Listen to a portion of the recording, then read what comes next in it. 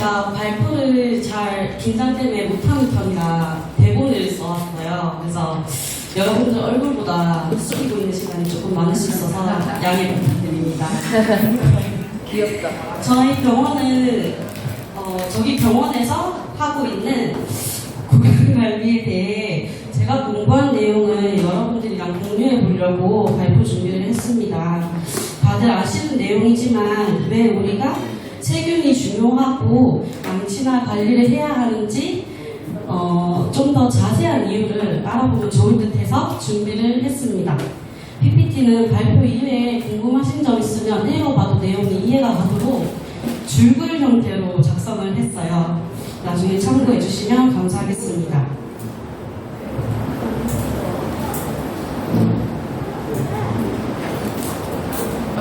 네.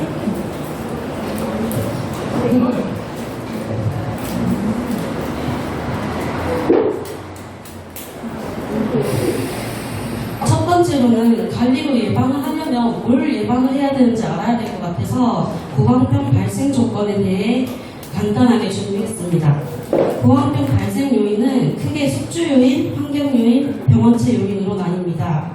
숙주 요인은 환자분들의 치아 형태, 타입뿐 아니라 구강 외 신체 요인까지 의미합니다. 치아가 고르신 분보다는 총생이 있는 경우, 타액이 맑고 끈적한 경우 이런 다양한 원인들이 있게 되고 구강 관리에 다양한 요인, 영향을 미치게 됩니다. 환경 요인은 치면 세균맛, 구강 청결 상태, 구강 온도를 의미하고 병원체 요인은 세균의 양이나 종류, 병원성 등을 포함합니다. 그래서 저희가 관리과에서는 관리의 시작과 끝에 세균 검사를 해드리고 개개인의 상태에 맞춘 TBI를 포함하여 관리 방법을 반복적으로 설명드리고 전반적인 환자 상태를 파악하려 노력합니다. 이제 그 중에 세균에 대해 먼저 말씀드리겠습니다. 세균은 크게 구균, 간균, 나성균으로 분류가 되고요. 구강 내에는 구균이 보통 다량 발견되고 치주질환이 있는 경우에는 간균과 나성균까지 발견된다고 합니다. 우리가 보는 세균의 영상을 보면 동그라미가 다른 동그라미들도 있고 짝대기가 물결 치는 것과 조금 다른 형태들이 있을 거예요.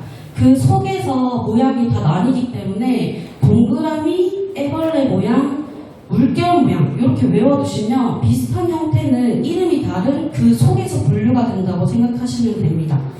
그래서 세균은 또 그 안에서 표면의 세포벽에 의해 그람 양성, 음성으로 나뉘게 되는데 세포벽은 외계의 충격으로부터 보호를 하는 역할을 해주고 그람 음성균의 경우 내독소 작용을 하는데 죽을 때 독을 내놓고 내열성을 띠며 항원성이 약하다는 것을 의미합니다. 이 말은 지독하게 줄어들지 않고 남아있어 문제를 일으키기 좋다는 걸 뜻합니다. 세균은 좋은 균도 있지만 저희가 말하는 균은 보통 병원성 세균에 속해 인체의 질병을 야기하게 됩니다. 구강 내 다양한 요인으로 세균 균형이 깨지면서 문제가 발생하고 세균이 생존을 하려면 영양소가 있고 어딘가에 붙어 있어야 하는데 침 안에는 여러 영양소가 있기 때문에 치아나 점막, 혀등에부터 증식을 시작하고 세포 분열로 복제를 하고 주변 미생물을 불러들입니다. 그게 이제 동시에 세포 외기질이라는 끈적한 물질을 분비하면서 방질로 이루어져 여러 가지 이제 미생물들이 점점 달라붙어 바이오필름이라고 하는 치태가 되게 됩니다. 그래서 바이오필름은 미생물을 보호하고 항생 물질을 막아주는 역할을 해서 제거가 되지 않으면 당연히 구강 질환이 야기되게끔 합니다. 몸에 일상적으로 생기는 바이오필름의 양을 줄이기 위해서 청결 유지가 필요하고 닦이지 않아 두꺼워지고 병적 세균의 양이 늘어 우리 몸의 방어력이 감당하지 못할 때 구강 질환이 생기게 됩니다. 병원성 세균은 37도에서 잘 증식하게 되는데 구강 온도가 36.7으로 세균이 좋아하는 환경이라고 할 수 있어 관리가 매우 중요하게 됩니다. 빠른가요? 네.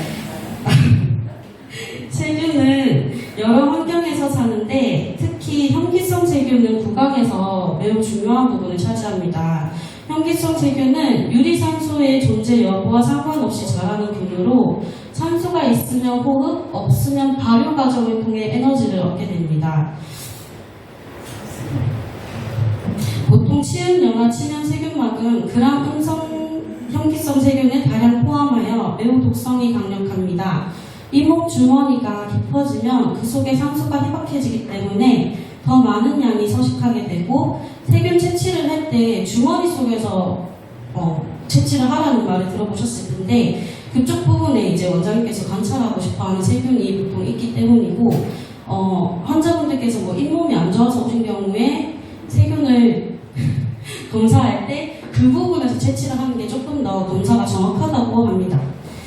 그래서 치주 질환으로 치주망이 깊거나 임플란트의 경우 잇몸 하방에 있는 어버트 부분을 잘 닦아줘야 하는 이유가 잇몸 밑에가 보통 저런 균들이 더 많이 있기 때문입니다.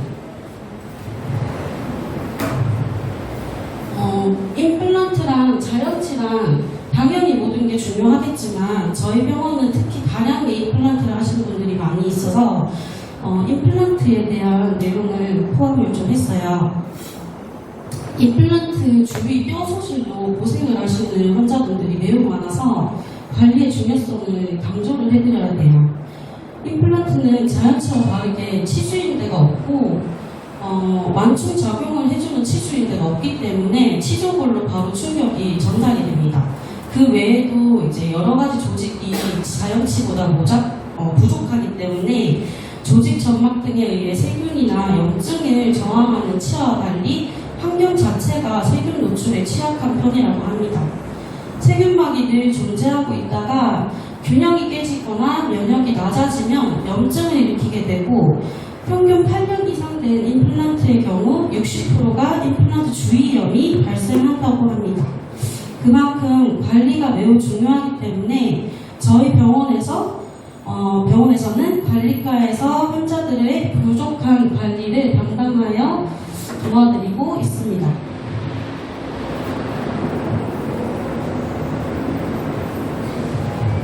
관리과에 내원하시는 거의 모든 환자분들은 임플란트 주위 점막염을 가지고 있습니다. 환자분들께서 오해하시는 것 중 하나가 염증이 생기면 바로 염증 치료를 해달라고 오시는 건데요. 하지만 점막염의 경우 칫솔질로 충분히 나아질 수 있음을 알려드려야 하고, 환경이 충분히 개선되지 않아 임플란트 주위염으로 진행되는 경우는 문제가 될 수 있음을 설명드려야 합니다. 이미 골소실이 일어난 임플란트의 경우 관리가 매우 어렵기 때문에 예방이 중요함을 충분히 강조해야 합니다. 그러면 임플란트에 골소실이 생기는 원인으로는 감염, 과도한 힘, 외상, 임플란트 노출, 면역 저하가 있습니다. 크게 통증이 없기 때문에 치료가 끝난 후에도 정기검진을 꼭 잘 오셔야 된다고 말씀드려야 합니다. 임플란트에 문제가 생겼을 경우에 치료 진행은 보통 이 순서대로 하게 되는데요. 저희 관리과에서는 보통 기계적 세척, 소독을 꾸준히 내원하면서 받으실 수 있게 안내드리고 있습니다.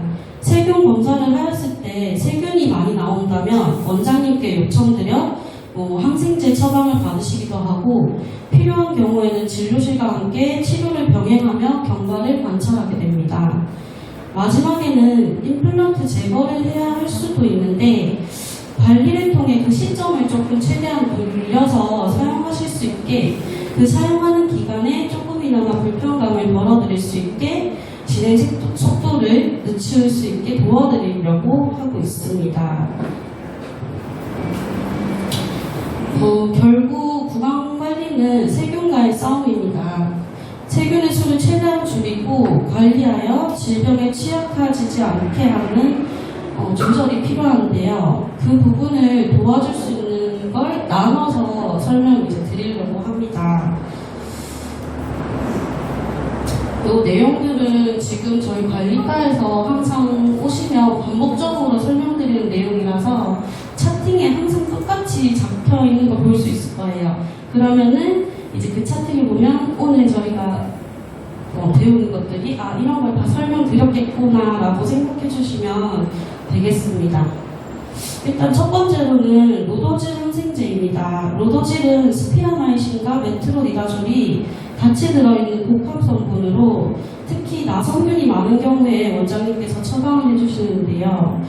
로도질을 처방한 경우 전체의 세균수가 아닌 형기성 세균에 효과가 있어 나성균이 보통 줄게 되고 다른 세균은 비슷하게 남아있는 경우를 볼 수 있습니다. 특히 로도질은 부작용이 있는 경우가 있어서 구토, 설사, 도드러기, 복통 등을 호소하는 경우가 많이 있습니다. 그래서 환자분들께 증상이 있다면 말씀해달라고 미리 언지를 해드리는 게 좋을 것 같고, 다른 항생제로 다시 처방을 해주시는 경우도 있으니까 꼭 알고 계시면 감사하겠고요.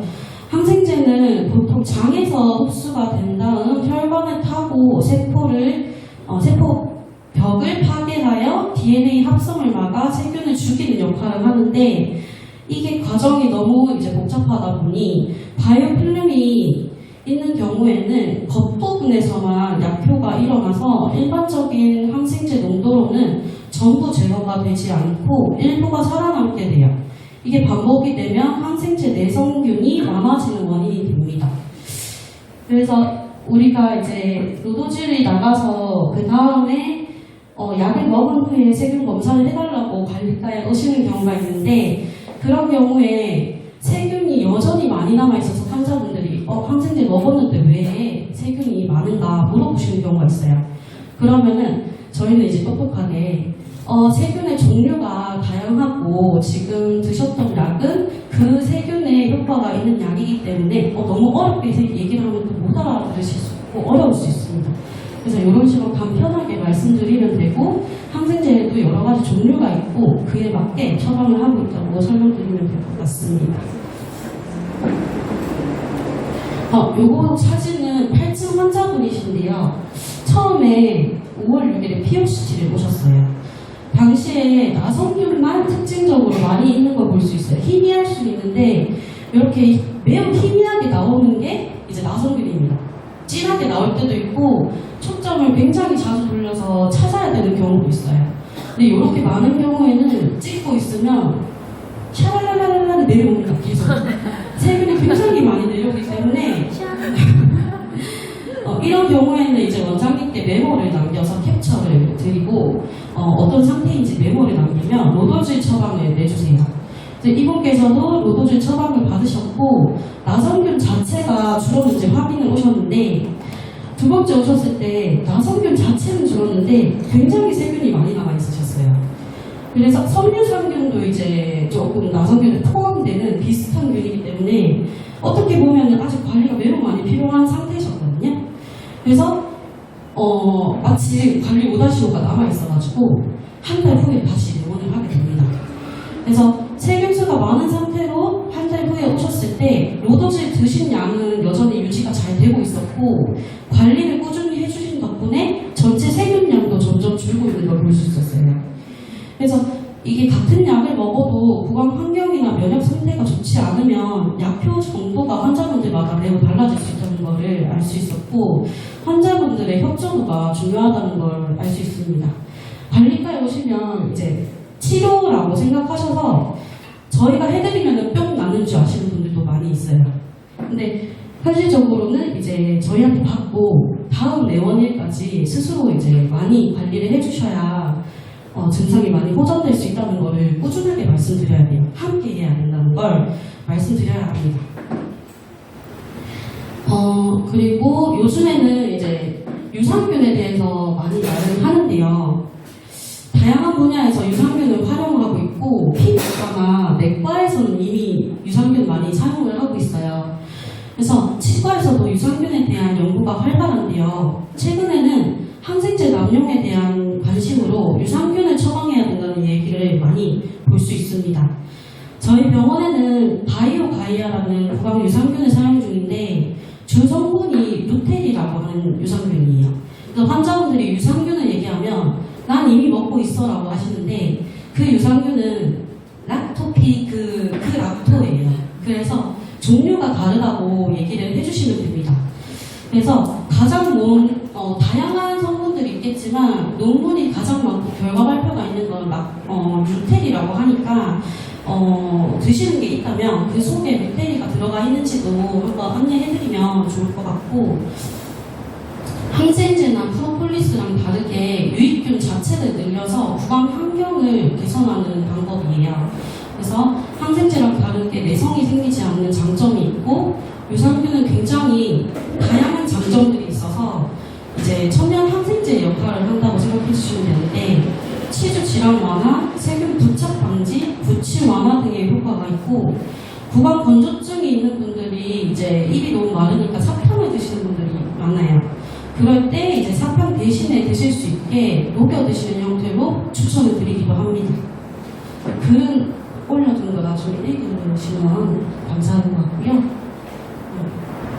그 다음 프로폴리스는 특히 항산화 효과, 구근의 항생 효과, 면역 증가, 항염작용, 구취 감소 등의 효과가 있습니다.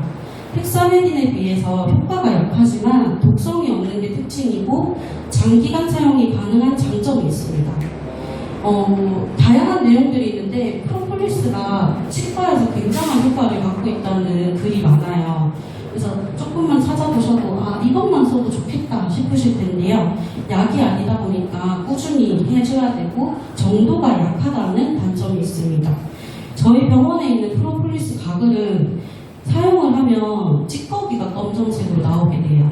그래서 그 사용 방법을 보면 양치 전에 꼭 사용을 해야 된다고 적혀 있는데, 가끔 환자분들이 반대로 사용을 하는 경우가 있어요. 순서가 굉장히 중요하고 찌꺼기가 이제 잇몸 주머니에 남는 경우에 염증을 생기게 할 수 있어서 추천을 되게 조심스럽게 해야 합니다. 주머니가 깊은 분들께 마구잡이로 추천을 드리면 안 돼요.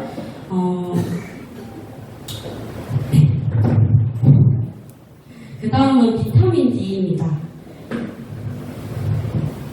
체내 칼슘과 평형 유지의 필수 조건으로 치조골이 녹는 것을 방지하고 면역세포 생산 작용을 하여 세균이나 바이러스의 감염으로부터 인체를 보호하고 체내 염증을 조절을 해줍니다. 이것만 들어도 치과에서 굉장히 도움이 되겠다, 그죠? 뼈 형성에는 도움을 주기 때문에 교정하는 친구들도 추천을 해주면 이동했을 때 당연히 뼈 형성에 도움이 된다 보니 치료에 도움이 될 거고요. 내성이 생기지 않는 장점이 있지만 약이 아니기에 꾸준히 먹어야 한다는 단점이 있습니다. 치과에 오시는 대부분의 환자분들이 뼈의 중요성을 인지하시고 계시기 때문에 비타민 D의 필요성을 설명드리고, 정기적으로 오시는 치과에 비타민 D 주사를 챙겨 맞으실 수 있게 안내해 주시는 것도 좋으실 듯 합니다.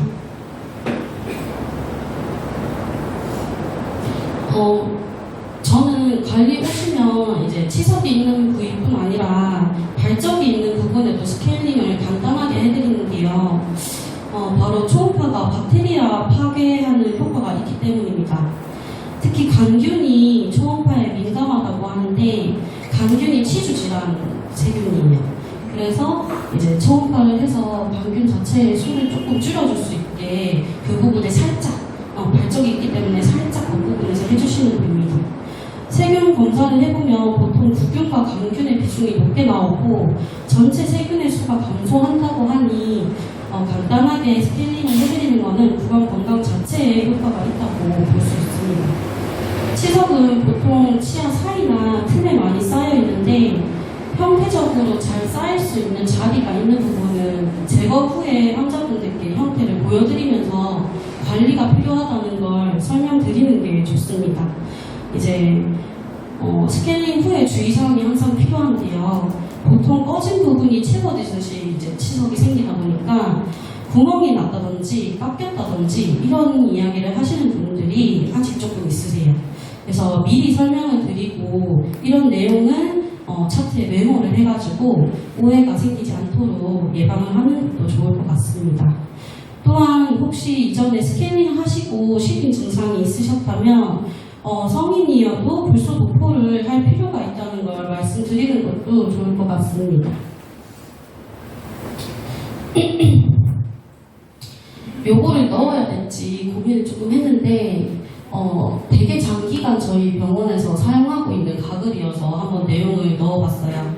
IPOC는 저희 병원에서 판매하는 세균 감소를 위한 가글이고, 시중에 파는 가글이랑 성분 비교를 해봤을 때 저는 약간 유사한 게 많다고 봤고, 요즘에는 이제 착색이라든지 좀 알코올 성분 이런 거 없는 가글인들도 많이 판매하고 있어서 환자분들이 성분표에 되게 예민하세요. 그래서 한번 준비를 해봤습니다. 가글은 항상 깨끗한 상태로 사용을 해야 된다. 요거를 말씀드려야 하고, 양치보다 가글을 해서 세균을 줄이려고 하시는 경우가 많아요. 그렇게 되면 아까 말씀드렸다시피 바이오필름이 있는 경우에 겉에서만 일어나서 속은 이미 튼튼하게 세균들이 굴굴 부리고 있습니다. 그래서 제거를 깨끗하게 한 상태 치면에 닿을 수 있게 가글을 사용을 해야 된다고 말씀드려야 하고요. IPOC 주성분을 보면 실리실산 메틸, 티놀, 에탄올, 엘멘톨, 유칼립톨 이렇게 있는데, 실리실산 메틸은 특히 최근에 포함되지 않은 가글들이 굉장히 많이 나오고 있고, 네이버에 검색만 해봐도 이제 인플루언서 분들이 이제 협찬받고 글 올린 게 굉장히 많아요. 그래서 저게 이제 에탄올과 같이 무알코올을 사용해야 된다는 글을 굉장히 많이 볼 수 있는데요. 모든 것은 보톡스처럼 적정량 사용하면 치료 목적으로 사용을 할 수 있고, 세균을 줄이기 위해서는 요만큼의 양이 들어갈 것이다. 이런 식으로 안심시켜드리고, 그런 덕분에 장기간 사용을 하면 안 된다는 걸 꼭 언지드려야 합니다. 원장님께 전달받기로는 2주에서 한 달 내로 사용받기를 권장드리고, 사용 후에는 사용 방법에는 적혀있지 않지만 살짝 헹구시는 게 좋으실 듯 합니다. 실리실산 메틸이 파스의 원료로 사용을 하는데, 이제 이게 섭취가 됐을 때 문제가 된다고 글이 많아요. 그래서 조금 헹궈내시는 거를 추천드린다고 말씀드리면 될 것 같고, 뭐든지 정상균총이 있기 때문에 건강한 세균에 영향을 미치지 않게 휴식기가 필요하다는 말씀을 꼭 드리고, 요즘에는 헥사메딘을 약국에서 구매를 편하게 하실 수 있어서 임의로 사용하시는 분들이 많은데, 좋은 세균과 나쁜 세균을 골라서 죽이는 게 아니라 이제 구강 내에 있는 모든 세균을 줄이는 거다 보니 밸런스가 중요하다는 것을 꼭 말씀드려야 하고, IPOC도 장기간 사용 시에 알코올 성분으로 구강 건조증 등을 생기게 할 수 있고, 실리실산 메틸로 원액 사용이 불편하실 수 있기 때문에 저희는 이제 원액과 물을 조금 섞어서 임의로 사용하실 수 있게 안내드리고 있습니다. 그래서 불편하시지 않으면 점점 원액에 이제 양을 늘려서 사용하시면 된다고 말씀드리면 돼요. 이게 말씀드려도 가글이라는 인지 때문에 편하게 사용을 하시는데 약간 세다고 계속 설명을 해주실 필요가 있어 보입니다.